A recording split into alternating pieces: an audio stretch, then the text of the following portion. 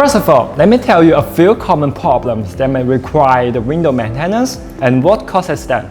And you can check your windows whether they have the same problems together with our video.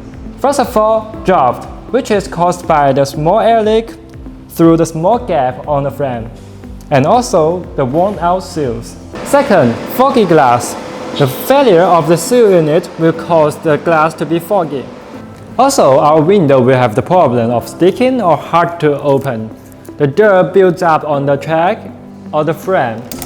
Shift over time is the reason of the hardness on opening our window.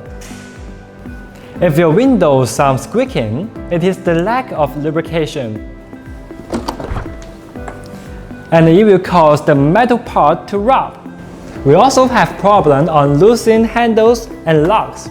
The screw will be loosened on frequent use.